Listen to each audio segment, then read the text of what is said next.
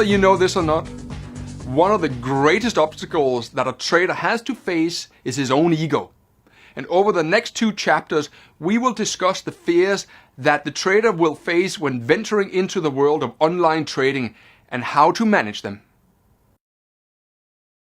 What's the difference between investing and trading?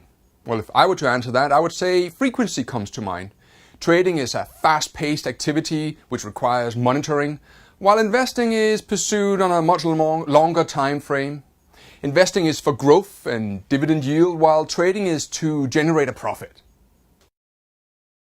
I believe that the major difference between traders and investors is how each manages the risk involved. Investors, they'll manage risk largely via diversification. 10 well-chosen shares can be managed with less risk than one share, and that's the basic tenet of modern portfolio management. While traders they'll manage a risk via a stop-loss order. And there's somewhere when a trader is looking on the chart where they say, if the market comes down here, if the market comes up here, I am just wrong and I need to get out of the market. Have you ever given any thought to what actually makes a successful trader? What ingredients go into making a profitable trader? If you ask me, I believe then you need to consider the 3 M's. You need a method. And in a later chapter, you will be taught a complete trading method, which I myself use extensively in my own foreign exchange trading. The second M is you also need to know how to manage your money. Because without money management, you're playing a game which can't be won. And finally, you need to manage yourself. My old trading mentor, he used to tell me that managing my emotions was more than 90% of the game when it came to trading. And being able to manage your emotions under pressure, that takes a lot of practice and a willingness to learn and accept that you're not going to win every single time that you pull the trigger and place a trade. Money management is by no means an easy topic to teach. First of all, there is a general reluctance by traders to apply any kind of money management to their trading. Secondly, most traders come into the trading arena generally believing that they will not lose money. But unfortunately, the facts they tell a different story.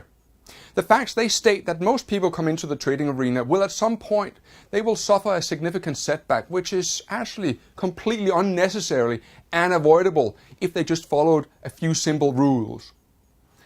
What most newcomers fail to accept is that there is a degree of randomness to the financial markets. Let me attempt to make that clear with an illustration from the old flip a coin game. You know the game I'm talking about, you choose a side and I flip the coin and you choose heads or tails. You know as well as I that at the outcome over hundreds and hundreds of throws, there's a 50-50 chance of a head or a tail. So if you were to throw the coin 100 times, you would expect 50 heads and 50 tails, or something close to 50-50. The result may vary a little bit, but not significantly. But is there the same kind of order when you're just throwing the coin once? Is there the same kind of predictability? Yes, the outcome of one coin throw is 50-50, but the reality is that I have no way of knowing if the next coin throw will produce a head or a tail. And as such, there is complete randomness at the outcome of one event. But there is perfect order in the outcome of hundreds of coin throws. And I'd like to illustrate that a bit further with an example from my own trading. I decided to throw a perfectly normal coin 100 times, and then I wrote down the outcome for each throw. Yeah, I agree with you that that is not the most exciting experience that I ever come across, but the result was very significant. It was so significant that I repeated the experiment 3 more times just to ensure that I hadn't got lucky the first time around. The result that I found had a huge impact on my own trading, and I'd like to share the result with you now. My first 100 throws, they gave me 51 tails and 49 heads, as close as you can come to 50-50. And since the coin game is a 50-50 experience, you would expect an outcome like this. However, what is hidden underneath those seemingly predictable numbers is the fact that I hit 8 tails in a row. And in the same 100 throws, I also had 6 heads in a row. My second trial of 100 throws was even more interesting. This distribution between the heads and the tails were this time 48 heads and 52 tails. But the internal distribution was even more skewed than on the first 100 throws. This time, believe it or not, I threw 11 tails in a row during this experiment. And I also had a series of 7 heads in a row. So what does this mean, and why is this important to you and your trading? Well, imagine you're playing the coin game with me, but we have slightly changed the parameters of the game. As a matter of fact, we're playing a game where every time you accurately predict the outcome of my coin throw, you will receive £10 from me. But if you get it wrong, you will pay me £5. Would you play this game? Before you answer this question, imagine the following scenario. We're playing the game and you have chosen heads. I throw the coin and for the next 11 throws, I hit a tail. Would you carry on playing the game? You have lost 11 times in a row. Would you still want to play this game? I have taught thousands of people how to trade, and I have taught thousands of seminars, and when I ask them this game, most of them say that they would not like to play this game any further.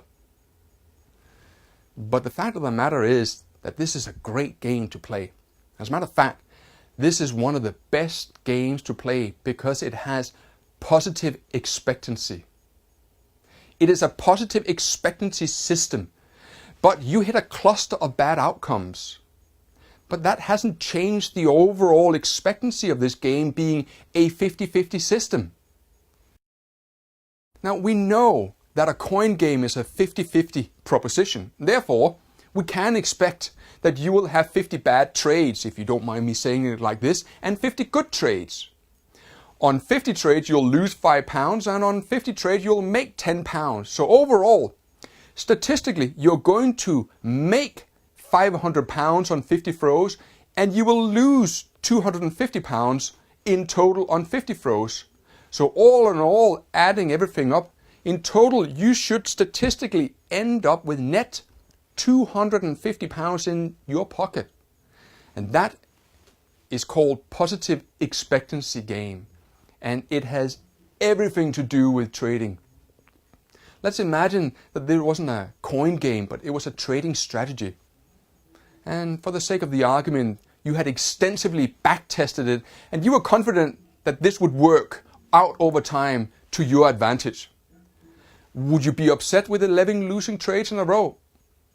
Well, I have no doubt that you may suffer some discomfort. I don't like losing 11 times in a row, but the fact of the matter is that even trading a system with a 70% hit rate, you will experience clusters of bad trades and clusters of good trades. And no one knows when those clusters will appear. They'll come out of nowhere. You will feel like you can't go wrong. You will feel like that every single trade that you place is bound to be a winner. But the opposite will also happen. The money is pouring into your trading account, or they may leave your trading account faster than you like to. But that is the nature of a cluster. You hit a cluster of bad trades and you begin to question the system. You wonder if you're cut out for trading. You wonder if you're cut out for this business. Have you got what it takes?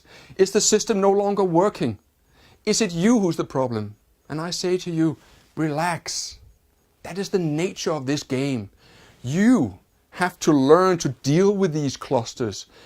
Trades are randomly distributed. They don't come in one win, one loss, one win, one loss. You can't predict in advance if the next trade is a winning trade or a losing trade. And you have to learn to accept that in the outcome of one single trade, there is complete randomness. But the good news is that over the course of hundreds of trades, there is statistical order. I can't emphasize enough how important this concept is. Most traders will grow disheartened with their system after a string of losses. But if they only knew that this is perfectly normal. They probably would have stuck with their system in the first place. Instead, they abandon their method and they try something else. And that's a real shame, because all that really happened was that they hit a cluster of bad trades. And the fact of the matter is that the internet is full of trading systems for sale which have high hit rates in excess of 90%. One of those systems that I looked at had a hit rate of 99%. That means that it promised you would make 99% winning trades and only 1% losing trades, and that sounds great, doesn't it? But don't be fooled. This system uses huge stops and takes very small profits. When I looked into this system, I discovered that the hit rate was correct. It was indeed 99% hit rate. The problem was that when it was right, it only made 5 pips. But when it was wrong, it lost 600 pips. And if you do the maths, 99 correct trades making you 5 pips, well, if we round it up, you would have made 500 pips, and that sounds great. And then you would have one trade that lost you 600 pips. So as soothing and as pleasing as it sounds to have a hit rate north of 80 or 90%, it really doesn't mean anything, nor does it guarantee you that you will make money from the system. As a matter of fact, I once read that some of the hedge funds applying trend following techniques have a hit rate in the 20s, but they still manage to make money from their trading systems. The decision of how much to speculate, how much to wager every single time you place a trade is the most important question in trading. The bet size or the stake size or the trading size is the difference in pounds between your entry point and the stop loss which is appropriate when you place the trade. We're playing a 50-50 game with a 2-to-1 risk to reward ratio. That concept is called position sizing. And it was a gentleman called Ralph Vince who attempted to create the optimal formula. He called it Optimal F. He has written 2 books on the subject which are really not for the mathematically challenged. His books addresses the arithmetic optimal position size, which is known in trading as the Optimal F. I find Optimal F myself somewhat aggressive emotionally and firmly believe that your risk on any one trade shouldn't be more than 2 to 3% of your account size. What I think is very important for you to understand is the probabilities when you are looking at entry and exit. And I'll look at the probabilities of the game to justify that statement next. Let's take a look at the probabilities when you are trading a 50-50 system. If you have a 50-50 outcome on a positive trade or a negative trade, the probability of 2 losing trades in a row is half times a half or a quarter. The probability of a cluster of 3 bad ones in a row is a half times a half times a half, which is an eighth. This means that in a 50-50 system, if you bet 1/3 of your coins, i.e. of your account size on any one trade, then you will go broke every 8 trades. And that's really not in your interest. Many small traders go broke even though they have a great system because of a run of bad luck, which incidentally is a mathematical certainty. A run of bad luck will take them out before the good streak starts. The first thing you need to do when you turn on the computer for the trading day is how much money is in your account. Very few people decide on this. They believe the euro is going up and they buy lots of it. It does not go up, and before they can trade again, they must top up their account. And that's really not what we're trying to achieve here. The only thing that affects the risk of a trade is the account size and the position sizing model used. It's got nothing to do with the euro going up or down on the day. So your first decision of the day is if you don't decide and commit to an account amount and the size of your position properly, then you're gambling and you're not trading. And that is the most important aspect of your trading. You can't control market direction, but you can control and decide upon your risk. This will keep you alive in a normal losing streak without too much drawdown and ready to profit from the winning streak, which is always just around the corner. The most important thing in trading is to have enough money to trade tomorrow. Take a look at this table on probabilities on 3 different kinds of trading systems. There's a 50-50 system, there's a 1/3 to 2/3 system, and then there's an 80-20 system. This table summarizes the relationship between the hit rate of the trading system and the probability of a streak of poor luck. This will help you work out how much drawdown is probable with your trading system, assuming that you have the data correct regarding its hit rate.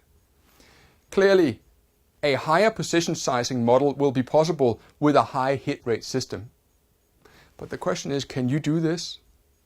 I hope that if I have convinced you that if you watch and control your position size, then the coin game is a great game to play. The question, of course, begs is, why is this so difficult to translate into your own trading? And we will deal with this question in the chapter on risk management and trading psychology.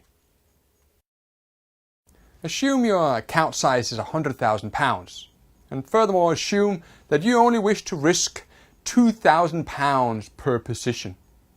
We'll let N be the number of shares.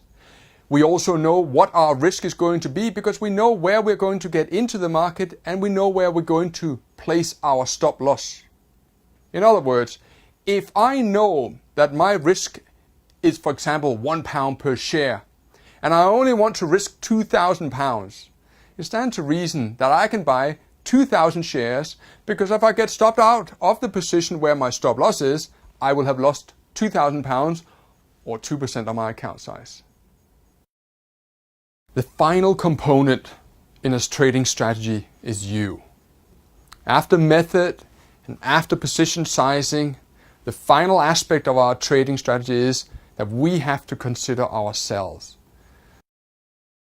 It's all about thinking in probabilities. Now, this should not be judged over just one trade, but over a series of trades. I always tell people that you're only about 30 trades away from being the trader you want to be. And when I train people how to trade, I often find that by supporting them and guiding them, it only takes somewhere between 10 and 15 trades before they lose the fear of trading and before they lose the fear of losing money. By then, they are perfectly happy with the fact that not every trade they place is a winning trade.